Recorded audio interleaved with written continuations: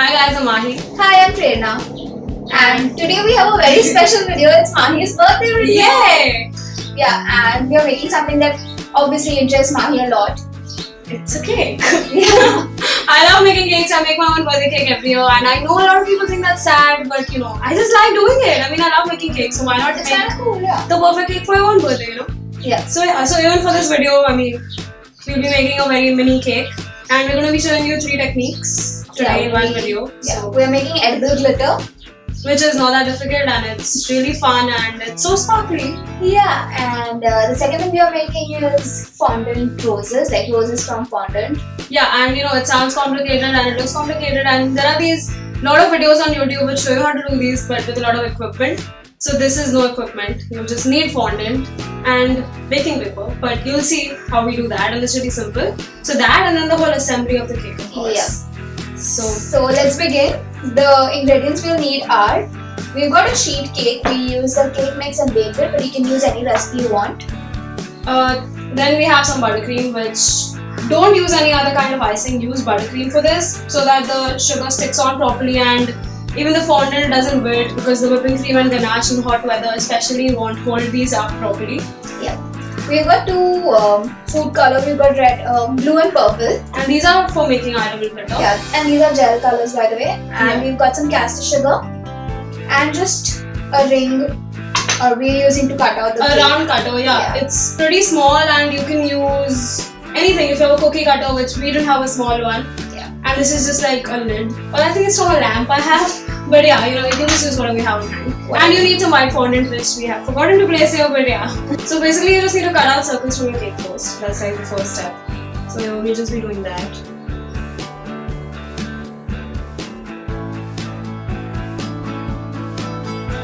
Like so. Okay, so our circles have been cut, and now the second step. So we thought that we'll do 3 of these in one mini cake. Yeah. Okay. So we're just gonna So it really depends on the height of the cake. If it's very short, you can do 3. If it's tall, you can, I think. if you want a really small one, you can just do 2 yeah. of these as well, because there's still going to be a layer of icing. So Okay, so anyway, basically what you want to do is just sandwich the layers together. So I want some to be my bottom, and just take some icing. You can also use a butter knife for this, since it's smaller and easier to work with. And I'm going to put a lot of icing because She wants it all. I like icing. So yeah. Okay, there. Doesn't have to be very neat or anything. And then just the second layer.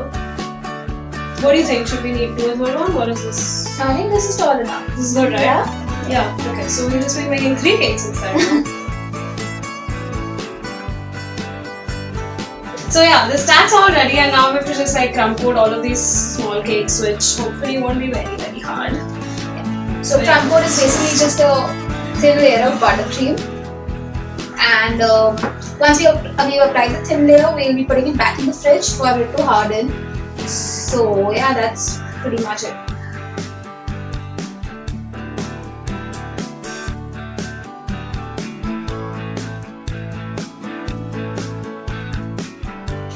So now we'll show you how to make the sparkly sugar. Before that, okay, so Oh. I think our camera cut off, and Yeah. I'm not sure how this will be in editing, but last I was stacking the cakes. Okay, so and we just stack them and then cover the entire thing in buttercream, and this has been refrigerated. for around half an hour. No, that much is not necessary. They're really small. Okay. But yeah, okay, 20 minutes to half an hour is fine. And yeah, so these are the cakes, and And moving on, we'll be making the sprinkle or sugar sprinkles, you're calling it, I guess. So we've got some gel color and some sugar, and you just put a little bit of color, very little, not a lot. if you have the liquid color, you do the same thing, but the sugar might be it might require baking, because if it becomes too runny, you can't use it as a sprinkle. So what you need to do is, if you're using the liquid, just spread it on a parchment covered baking sheet, and at 180 degrees just bake it for 5 minutes. It won't melt, and it'll just dry out, and you'll have the perfect glitter. Yeah. And I accidentally put a lot of color. Yeah, these are very strong. We've already made a pink and a blue, and they're pretty dark. So Yeah. also, we said caster sugar in the beginning of this video, but we tried that, and it's not that effective. It doesn't So- stick on. Yeah, it doesn't stick on very well and it's just not very effective. So we've switched to a small grained, the regular sugar, the granulated sugar, but find as small grains as possible. And yeah, just keep mixing it till the color is evenly distributed.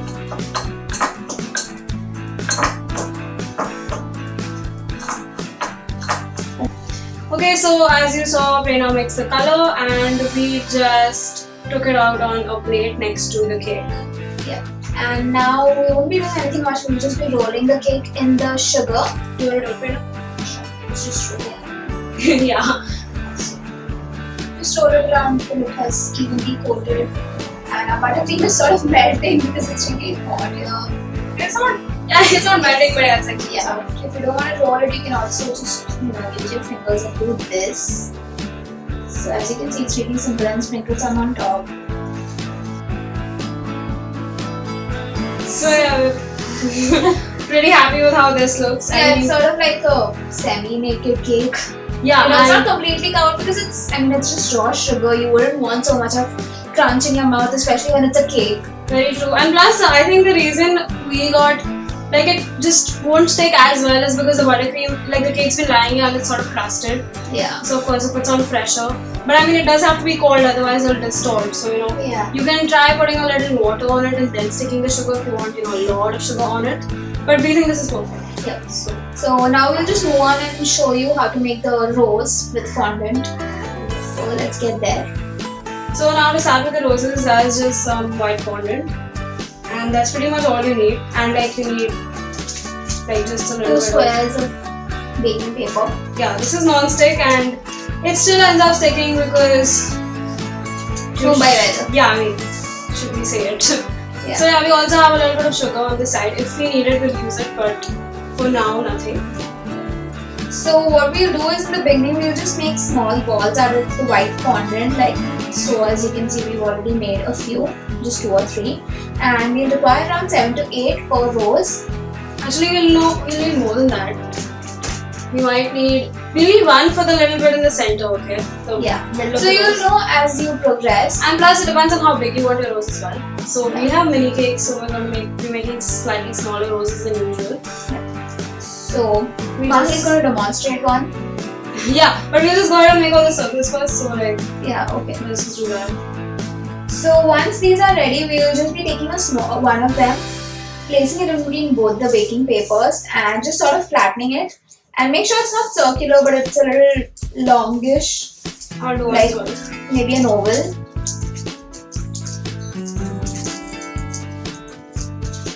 It's turning circular.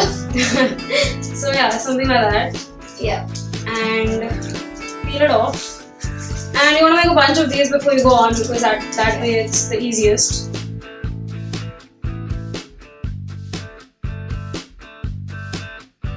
So while Prerna continues to make more of these petals, I'll start assembling the rose while that happens. So just pick one of these circles. I'm going to pick this one up because it's not a perfect petal. And just roll it like so. So you'll get the inside of a rose. Just like that. And don't worry if the end isn't very neat, we'll be cutting them off anyway. And then just start grabbing one petal at a time and just take the center and sort of wrap it around it. Like so. That's the first petal done. And now the next one. Around on the other side. And just keep doing that and you will naturally know when to place each petal where you think it'll look the best. And this is the simplest way you can make a rose out of fondant. I know it's not extremely realistic, but those would require a lot of practice and a lot of tools. And this is so simple and it still looks really pretty in the end. So yeah, that's the third one. And yeah, basically just keep going till you have a nice decent sized rose. So we're all done and we used approximately 15 to 16 petals, including the center, to make this. And yeah, we think it looks pretty cute. Yeah, I think it's really nice.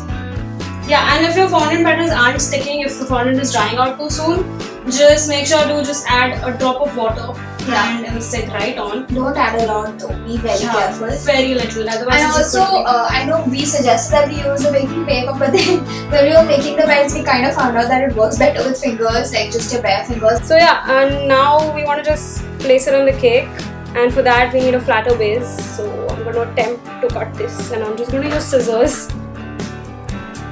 Nervous. I'm sort of ruining it.